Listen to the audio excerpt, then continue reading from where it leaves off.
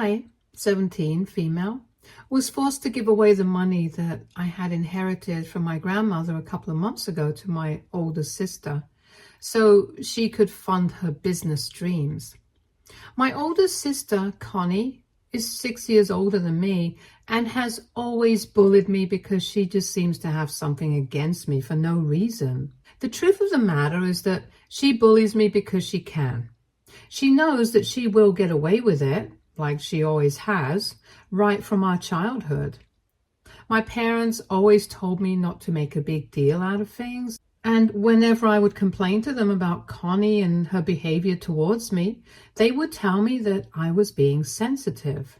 It was now that I realized it was just my parents gaslighting me into believing that this was normal behavior by older siblings, and I have nothing to be upset about. But I can tell you guys for a fact that Connie was much worse than other older siblings because she was not messing around with me, and what she did to me was not harmless. Obviously, when we were very little, there was always her trying to put me down with her harsh words, and my parents telling me to shut up, but never saying anything to her, even though it was she who was making me cry. That was horrible in itself, but at least it was just verbal. But this particular incident that took place when I was 13 was what made me realize that she didn't just dislike me, she actually loathed me. So my family and I had driven to the beach, and Connie had brought along a couple of her friends with her. She was 19 at the time and had come back from college for the weekend, so she and her friends were spending all their time together, and things had been particularly nasty for me because for some reason, her friends seemed to hate me just as much as she did. I guess they were all suffering from the same kind of mental disorder that made them hate people who had done absolutely nothing to them. Anyway, they had constantly been putting me down, making cutting remarks about me, and just giggling every time I was around. I had gotten sick of it, so I decided to take a break from them, and I was just sitting by myself alone on the pier with my feet dangling over the water. And then all of a sudden, I felt a plastic bag being shoved over my head, and somebody kicked me in the back. So I fell into the water. It took me a good couple of minutes to come to my senses and realize what was going on. And then I saw my sister and her friends running away laughing while I splashed around in the water. Thankfully, I'm a good swimmer, and as soon as I recovered from the shock of it all, I took the plastic bag off my head and swam back to the shore as fast as I could. It was the most troubling incident that has ever taken place with me, and when I got back to my parents and started crying about what had happened, my sister and her friends tried to pass it off as a harmless prank. But the worst was yet to come. My parents actually laughed along with them and said that I was just overreacting since I always had been a crybaby. They said that nothing would have happened to me, and my dad even made a joke about all those swimming lessons having finally paid off. The plastic bag that they had put over my head was pretty small, and I might have asphyxiated and died. Also, if I hadn't managed to come to my senses in time and taken that bag off my head, there was a chance I might have drowned. So many things could have gone wrong, and yet they seemed to find it all very funny. I already knew that my parents had a favorite daughter, and it's definitely not me. But that incident remained with me, and after that, I made up my mind that I was not going to treat any of these people like my family.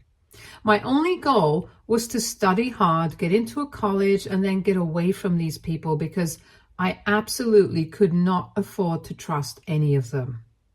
Since then, I have always maintained my distance from Connie, but unfortunately, I'm forced to live with my parents, so I can't exactly treat them the same way. I have had to act nice with them, and that was also part of the reason why I had to give away the money that I had inherited 3 months ago, even though I really didn't want to. My grandmother, who was my dad's mother, passed away about a year ago, And we finally received the inheritance 3 months ago. She left the house that she used to live in and most of the money that she had left to my parents, while Connie and I received $5,000 each. But I also received a sapphire ring that she owned, since I had once told her that I really liked it, and she had joked about how I could have it once she was gone. It was a pretty big amount, and I planned on saving it for my future. But then my parents told me that Connie was starting her own business, so she needed to put together all the money that she possibly could. They were already helping her, and now they were counting on me to do the same. I did not think that it was fair because it was her business. So why should I have to contribute? Also, let's not forget that she has always treated me with nothing but cruelty my entire life. And now I was suddenly expected to help out this person? I refused.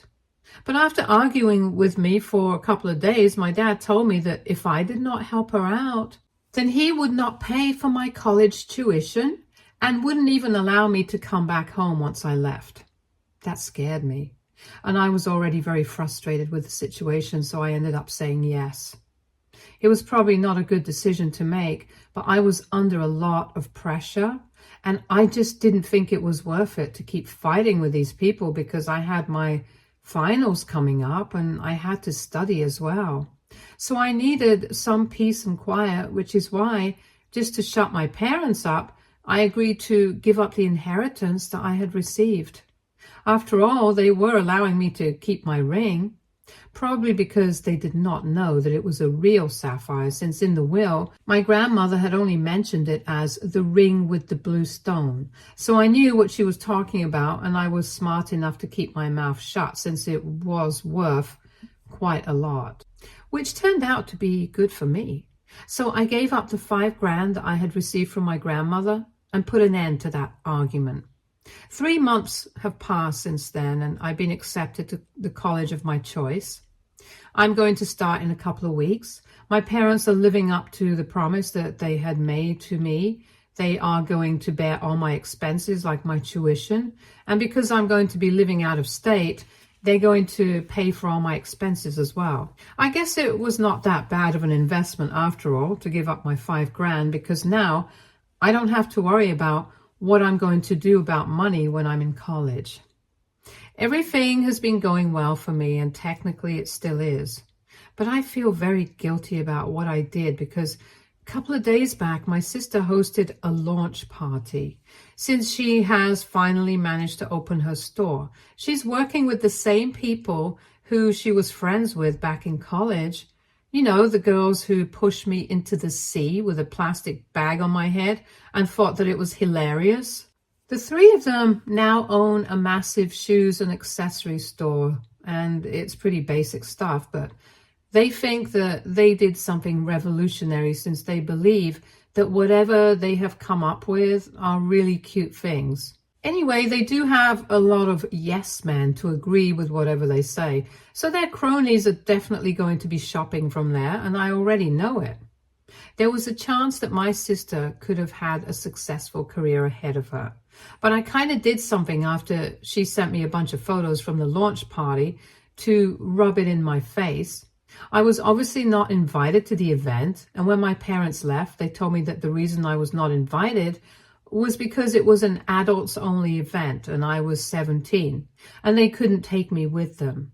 It was a bunch of baloney, but I really didn't want to go anywhere.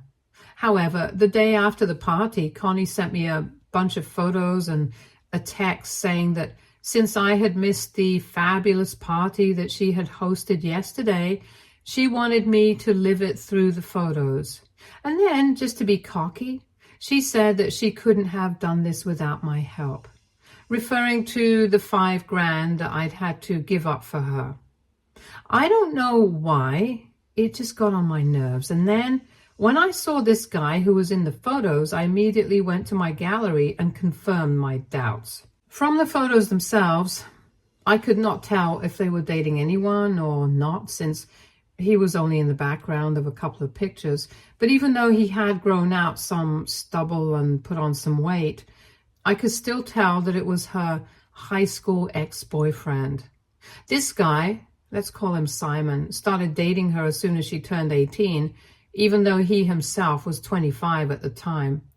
He was from the same high school as the two of us, but of course he had graduated way before Connie, and they had struck up a friendship online when she was 16. He literally asked her out on the day of her 18th birthday, which I thought was pretty creepy. But Connie thought that it was romantic, and thankfully, this was the time my parents acted like normal human beings and told her that they did not like the idea of her going out with somebody who had been waiting for her to turn 18, in spite of being in his 20s like a creep. They did not want her to go out with him, but I guess she did not obey them and continued to date him secretly. He was working in his dad's company at the time, but after a mere 8 months of being together, they had to break up because he was leaving to live with his uncle in Wyoming and work on the farm, since apparently his father had caught him trying to steal from the company. She was devastated, and that was when our parents found out that she was still with him, since she had come back home to beg my dad to get a job here so he wouldn't have to do what his parents asked of him and allow himself to get shipped off to Wyoming and break things off with her.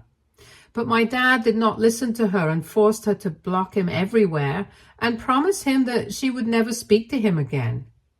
Our house had been turned upside down that day because on one hand, Connie was begging our parents not to make her break up with him and promising them that he would be better, and on the other, my dad was yelling at her for not listening to them and getting involved with this guy who was clearly up to no good, while my mother just kept crying. Obviously, nobody involved me in anything that day, and I was told to stay in my room and not come out. But I had heard his name being thrown around a lot, so I decided to stalk him on social media. And when someone causes an uproar like that in your home, you don't forget their face that easily. So when I recognized him lurking in the background of her photos, I instantly decided to get back at Connie. Because Connie and my parents didn't count me as part of the family. They had been pretty open while discussing the business around me, so I was also aware of the fact that while my own parents didn't need much convincing, her friends' parents hadn't been that easy to crack. They were mostly convincing their parents to invest in the business because I think finding other investors would prove to be a difficult task, since all of them are so stupid and incompetent. But anyway, I knew for a fact that the last person who had been holding out on this business plan was her mother, who was a single parent and was skeptical about betting so much money on a store and dedicated to nothing but shoes and accessories. She wanted her daughter to find a job, work for a couple of years, gain some experience, and then circle back to this so that she wouldn't end up in a bad investment situation. But Connie and her friends were determined to make this work. So Connie had been complaining about this woman a lot while she was at home, and ultimately they had decided that they were going to make do with the money that they had for now. And later on, if their business started taking off, then their third friend's mother would also invest in the business. That was the deal that they had come up with, and for that, they had to make sure that the first few months of their business were a huge success, since at the moment, they only had enough capital to go on for a couple of months. But after that, they would definitely need a second round of investment, unless by some miracle they were able to do enough business to keep up on their own. But realistically, it was unlikely for a business model to break even so early, especially when they were so small scale and the fashion market is not exactly easy to crack. I knew that the last parent who has been holding out even now needed just one excuse to back out of this deal, and I knew that this secret could do it. So I reached out to her through a fake account and asked her to call me because I had something important to share with her regarding her daughter's business. I made sure she called me using the Facebook call feature and didn't give her my number since I wanted to remain anonymous. I had to wait for a couple of hours, probably because she was not sure if this was legit or not, but I guess curiosity got the better of her and she eventually called me up. Then I told her all about what I had seen and who the guy lurking in the background of all the photos actually was. She did not believe me initially, but then I was able to manage to tell her that my job was just to warn her. After this, it was entirely up to her whether she still wanted to invest in this business or not. Then I hung up on my own, sent her a couple of pictures of Connie and Simon from the past, and I left it up to her to decide. I guess she decided to back out of it and even told her daughter to do the same, since the day after I made that phone call, things have been intense. Nobody has any idea that I was behind all of this, but Connie has been calling our parents to try and get them to talk to the mother who backed out and convinced her to come back on board. Her friends are also pretty pissed at her because they can't believe that she didn't share something like this with them, and apparently she's back together with Simon. But she had lied about his identity so that nobody would recognize him. And even our parents are pretty displeased with her for this. To sum it up, she's screwed because literally everyone in her life is mad at her, and I really want to enjoy all of this. But for some reason, I just can't bring myself to do that. I know that this business meant a great deal to her, and now I'm wondering if I was a little too petty and what I did might have been wrong.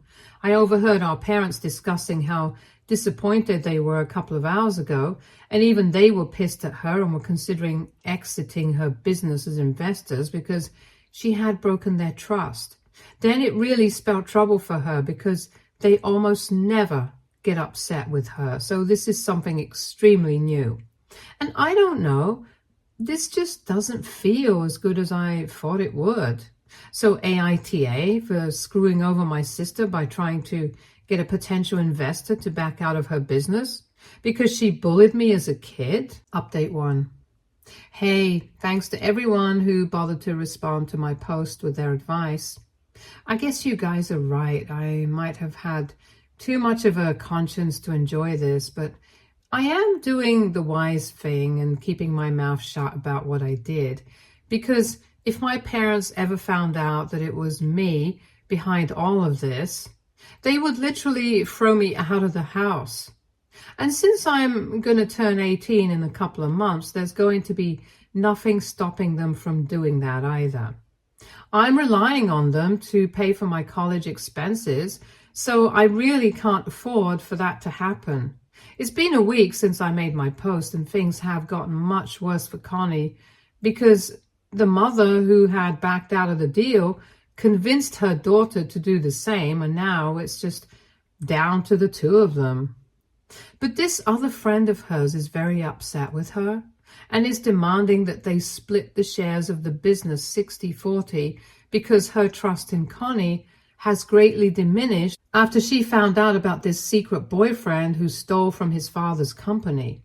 To them, she had introduced Simon as this guy she had met on a dating app a couple of months back and had been with him ever since. But after her friend's mom revealed the truth, she was still trying to stick to that story, but nobody believed her anymore. She even tried to pass off the images as fake, saying that somebody might have photoshopped it to make her look like a liar. So she has been visiting our parents almost every single day, and they have been scolding her for what she did, but also are still trying to help her out. Every evening, the three of them get together with their lawyer to try and figure out a way that she wouldn't end up losing her shares of the business. There is a pretty strong chance that they might have to shut down because of this disagreement if they are not able to resolve this conflict quickly. And I don't know how I will feel about that, but honestly, I have just made up my mind to avoid thinking about this at all. The only good thing that has come out of the situation is the fact that because Connie is in trouble, nobody really pays attention to me anymore, so I can come and go as I please, and I'm literally doing whatever I want. It is nice. It has really taken the spotlight off of me, and even when Connie visits, she just ignores me because she's too busy with her own situation, and my parents don't say anything to me either. So this is how I'm spending the last couple of weeks back at home, because I leave for college and it's been great so far. I don't have to answer to anybody about what I do throughout the day. And honestly, I feel like even if I don't come back home for a couple of days and end up spending more time at my friend's place than at my own home, my parents and Connie are not even going to notice. Anyway, like I said, this is the one good thing that has come out of the situation, and I'm hoping that they leave me alone until I'm finally ready to go to college. I'm also keeping my fingers crossed that this situation in no way impacts my parents' decision to pay for my college expenses, something I hadn't considered earlier. But while typing out this post, it occurred to me, if it does, I'll be screwed. But at least I'll have the satisfaction of knowing that Connie has it worse than me. Update 2. So almost 2 weeks have passed since my original post, and up until last week, nothing had really happened involving me, so I thought I was safe. But I don't think so anymore. Anyway, a couple of days back, I guess the woman whom I had called finally gave in to the pressure and told Connie how exactly she had managed to find out about this past connection, and she didn't tell her the whole truth. But she just told Connie that she had received an anonymous phone call and a couple of photos from somebody, which is how she had found out. Connie is no longer bothering to hide the fact that she knew and used to be with him and didn't really end her relationship, because at this point, nobody's really stupid and everybody has figured out that she did not meet him on any dating app and the pictures were real. And after she found out that there was an anonymous phone call involved, she obviously thought of me first. So yesterday, when she visited us, I had the misfortune of being downstairs because I had made plans to hang out with a friend and was just leaving. But then she stormed into the house and shoved me as hard as she could as soon as she saw me. I lost my balance and my temper and shoved her right back. Then she grabbed me by the hair and started screaming in my face, saying that she knew it had to be me who had made that phone call and that she was going to make sure that I paid the price for doing this. I was panicking, but I couldn't let it show on my face because otherwise she might have figured out the truth. And I wanted to stick to the fact that it was not me. So I started yelling at her and I said that it wasn't me and that I wouldn't even know whom to talk to because I met her friend's parents only once, when they had all come over for lunch a couple of weeks before they opened the store. Of course, I was lying through my teeth, but I tried to make it sound as believable as I could. After a couple of seconds of us screaming at each other, our parents intervened and finally got us to break apart. But then Connie said that she did not believe a word of what I was saying and that she was sure it was me who had screwed up her chances of having a career in business, and demanded that I allow her and my parents to go through my phone and laptop. I had mentally prepared myself because I knew that this was coming, but I still threw a fit about it because if I just agreed to it, that would seem suspicious. Anyway, I had nothing to be scared of because I had wiped all my devices clean of any evidence that could point towards me being the person who had made that anonymous phone call. Besides, Connie thought that I had made a phone call from my phone number and not a Facebook account that I had created specifically to contact her friend's mom and then deleted it. So she was way off in the first place. And even when she and my parents went through all my accounts on different social media platforms, they were able to find nothing.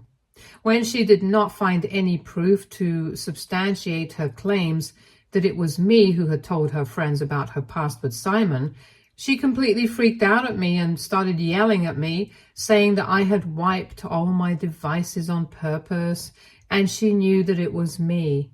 I argued with her, saying that she had lost her mind just because she was going to lose her business, but she had no right to take it out on me.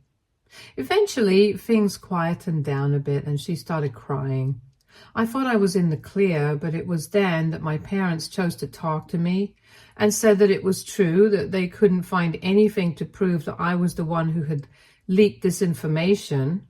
But nevertheless, they believed Connie because she seemed pretty sure of it. And besides, there was nobody else who could have known about this. Even though they had been at the party and had seen Simon, but hadn't recognized him, so it literally could not have been them. And so that leaves just me, because Connie had sent those pictures with Simon in the background to piss me off.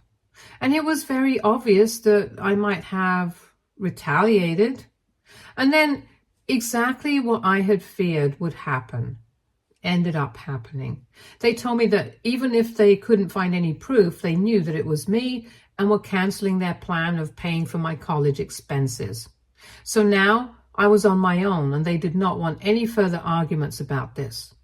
Then it was my turn to start screaming and crying, but unfortunately nobody cared about that since I was not Connie. After about half an hour of begging, screaming, and a lot of tears and still no response from their end, I finally went back to my room and shut myself in and started writing this update to distract myself.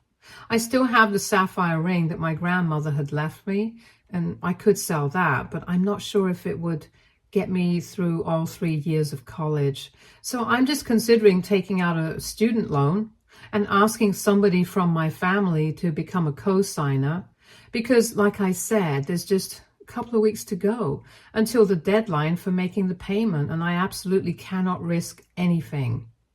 Even if I'm able to cover the first semester by selling the ring, I'm not sure about the rest, and eventually I'll have to figure something out. Update 3. Hey, so a lot of things have taken place since my last update. It's been a month since I posted, and let me just start off by talking about what happened to me. So I left my parents' place a couple of days after my last update because now, since they were not paying for me to go to college, I did not have any reason to stay with them or keep in touch. I packed my bags and left to go live with a friend of mine. I had already discussed things with her, and she told me that I was welcome to come and live with her and her family. She was taking a gap year, and after living with her for a couple of days, she and her parents told me that she wanted to start working at her dad's business, so she really didn't have any interest in going to college in the first place. But her parents did have a college fund set aside for her, so I could use that for the time being. I tried to decline, but they convinced me, since her parents had known me for a long time, and said that it was as good as sending their own daughter to college. And honestly, I was in no position to say no to an offer like that. So I took them up on it, and even though I am sure that they don't expect me to pay them back, I'm going to make sure that I do. I am on campus right now, and I didn't even have to sell my grandmother's ring. So I'm very grateful to my friend and her parents. And as for Connie, things didn't end too well for her because she ended up selling all the shares of the business, and now her friends own the store entirely. She had to cut her losses and leave because it had been established that nobody could really trust her anymore.